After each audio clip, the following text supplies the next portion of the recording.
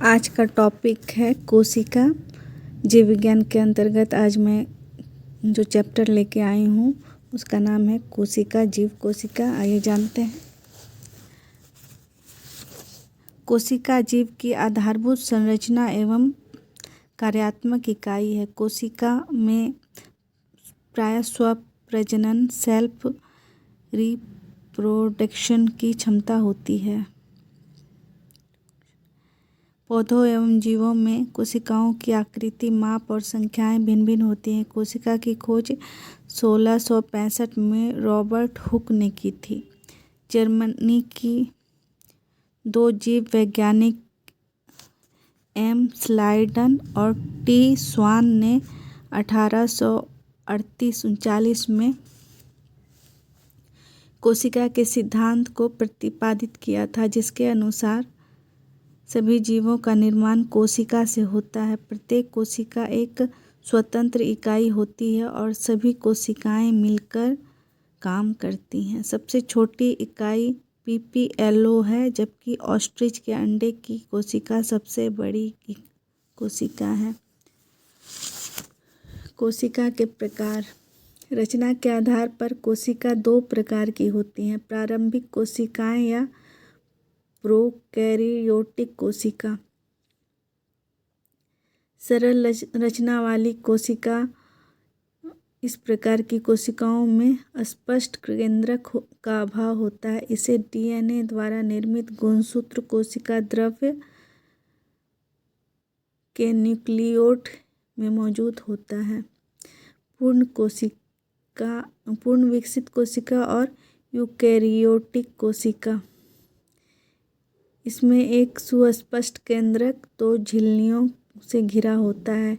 इस प्रकार की कोशिकाएं विषाणु, जीवाणु, नीलहरित शैवाल में नहीं पाई जाती। इससे गुणसूत्रों की संख्या एक से अधिक होती है। इसमें श्वसन तंत्र माइटोकॉन्ड्रिया में होता है। राइबोसोम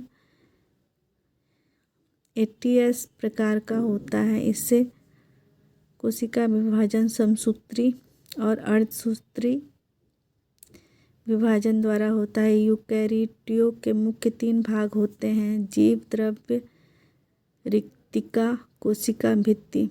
कोशिका द्रव्य को सम्मिलित रूप में जीव द्रव्य भी कहा जाता है। आइए अब जानते हैं कोशिका संरचना और कोशिका का अंग।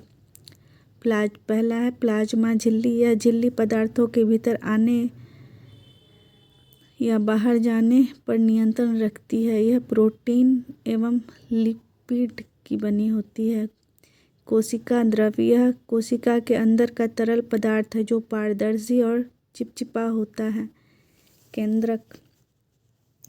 कोशिका के मध्य में एक केंद्रक होता है जो सभी कोशिकीय क्रियाओं का नियंत्रण केंद्र होता है। केंद्रक में केंद्रिका तथा क्रोमैटिन होते हैं।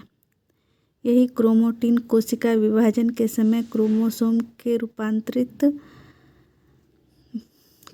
में रूपांतरित हो जाती है। क्रोमोसोम में बहुत से जीन होते हैं। कोशिका में केंद्रक की खोज रॉबर्ट ब्राउन ने 1831 में की थी। केंद्रक के अंदर गाढ़ा अर्ध तरल द्रव्य भरा होता है, जिसे केंद्रक द्रव्य कहते हैं। केंद्रक द्रव्य में महीन धागों की जाल जैसी संरचना पाई जाती है, जिसे क्रोमैटिन कहा जाता है। केंद्रक डीएनए और प्रोटीन का बना होता है। डीएनए आनुवंशिक लक्षणों को एक पीढ़ी से दूसरी पीढ़ी तक ले जाती है। कोशिका विभाजन के समय क्रोमैटिन जाली के धागे अलग होकर छोटी मोटी छड़ जैसी रचना में बदल जाते हैं, जिन्हें गुणसूत्र कहते हैं।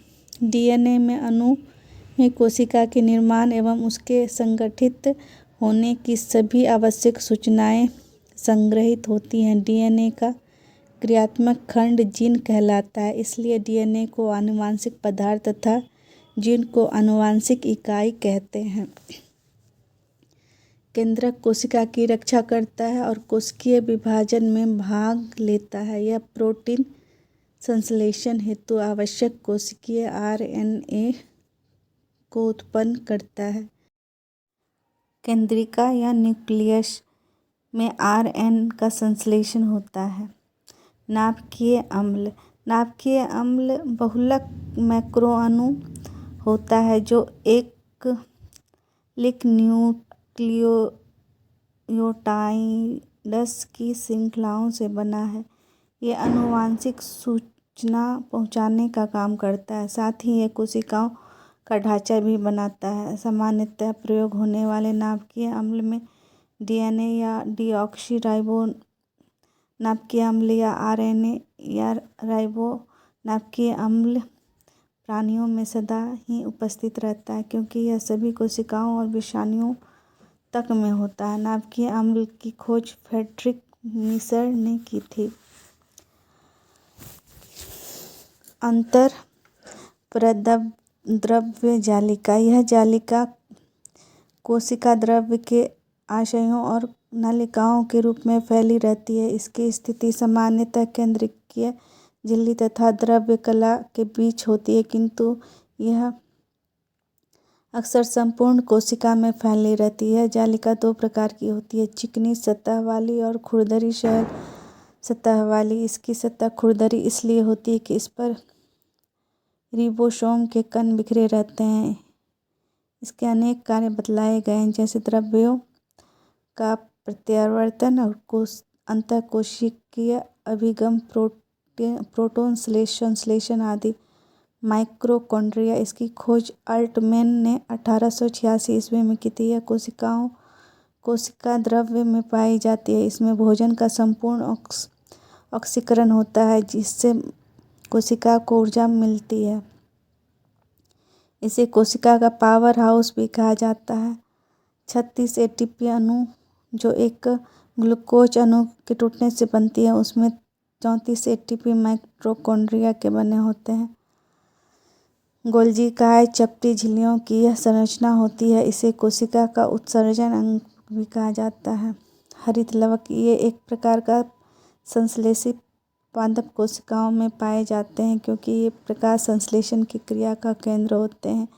रिक्तिकाएं। यह एकल झिल्ली से घिरी छोटी सैक होती है। रिक्तिकाओं में सेल मैप हैं जो पानी, खनिज लवण, शर्करा, पिगमेंटेशन और एंजाइम का बना होता है। रिक्तिकाएं पादप और जीव दोनों कोशिकाओं में पाया जाता है। बड़ी रिक्तिकाओं में मौजूद होने से कोशिका का परासरणी दाब बढ़ जाता है।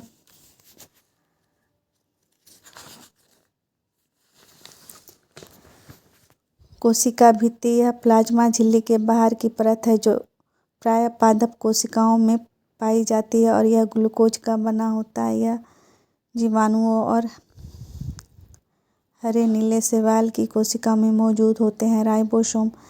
केंद्रक के बाहर जालिका रूपी संरचना होती है, जिसे अंतर्द्रवी जालिका कहते हैं। कुछ नालिका में किनारे राइबोसोम पाए जाते हैं जो कोशिका में प्रोटीन संश्लेषण कार्य संपादित करते हैं। लाइसोसोम। कोशिका में लाइसोसोम नामक अंगक होते हैं, जिससे अपघटन एंजाइम की थैलियाँ होती हैं जो बहुत सारे द्रव्य अपघटित करती हैं। इसे आत्महत्या की थैली कहा जाता है। सेंट्रोसोम। ये केंद्रक के समीप पाए जाते हैं। इसके विशेष भाग को सेंट्रोस्फीयर कहते हैं। इसके अंदर सेंट्रियोलों का एक जोड़ा पाया जाता है। कोशिका विभाजन के समय ये विभाजक कोशिका के ध्रुव का निर्माण करती हैं। कुछ कोशिका में कोशिका भित्ति जैसी संरचनाओं को उत्पन्न करती हैं। गोल्गी यंत्र। इस अंग का यह नाम इसके आविष्कारक कैमिलो गोल्गी के नाम पर पड़ा है। इसे 1898 ईस्वी में सर्वप्रथम इसकी खोज की। यह अंग साधारणतः केंद्रक के समीप अकेले या समूह में पाया जाता है। इसकी संरचना इसकी रचना 3 तत्वों के घटकों द्वारा हुई है। रूप, सपाट बड़ी रिक्तिकाएं तथा आशय। यह एक प्रकार का जाल जैसा दिखाई देता है। इसका मुख्य कार्य कोशिकीय स्रवण और प्रोटीन वसाओं तथा कतिपय किण्वों का भंडारण करना है।